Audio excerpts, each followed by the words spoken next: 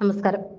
കഴിഞ്ഞ കുറെ ദിവസങ്ങളായി ഏറ്റവും അധികം ചർച്ച ചെയ്യപ്പെടുന്ന പേരാണ് സംവിധായകനും ബിഗ് ബോസ് വിജയിയുമായ അഖിൽ മാരാരുടേത്. അഴിമതിക്കും കെടുകാര്യസ്ഥതയ്ക്കുമെതിരെ ഉയർന്ന മാരാരുടെ ശബ്ദം പിണറായി സർക്കാരിനെ പൊള്ളിച്ചപ്പോൾ സൈബർ വെട്ടുകളിക്കൂട്ടം മാരാർക്ക് നേരെ ആക്രമണം അഴിച്ചുവിടുകയായിരുന്നു.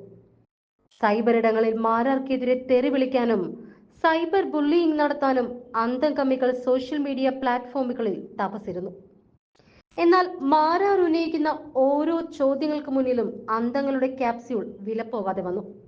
ദുരിതാശ്വാസ നിധി തട്ടിപ്പിനെതിരെ ശബ്ദമുയർത്തിയ മാരാർക്കെതിരെ കള്ളക്കേസെടുത്തിട്ട് പോലും മാരാരുടെ നാവിന് വിലങ്ങിടാൻ പിണറായി വിജയന് കഴിഞ്ഞില്ല.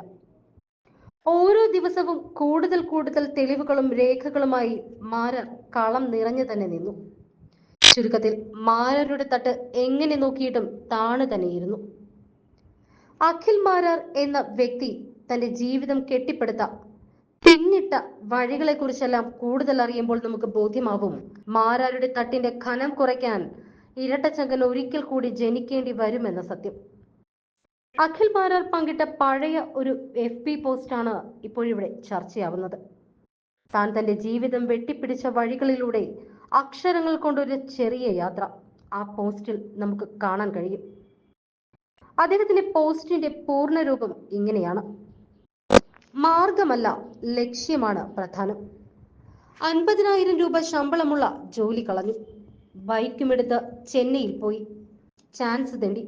കയ്യിലെ കാശെല്ലാം തീർന്നപ്പോൾ കഴുത്തിൽ കിടന്ന ഒരു മാല വിറ്റ് ക്യാമറ വാങ്ങിയതും പിന്നീട് നിലനിൽപ്പിന് വേണ്ടി നാട്ടിൽ ജ്യൂസ് കട തുടങ്ങിയതും നാട്ടുകാരുടെയും കൂട്ടുകാരുടെയും പരിഹാസങ്ങൾ മുന്നോട്ടുള്ള ധൈര്യമാക്കി ഒരു യാത്രയായിരുന്നു.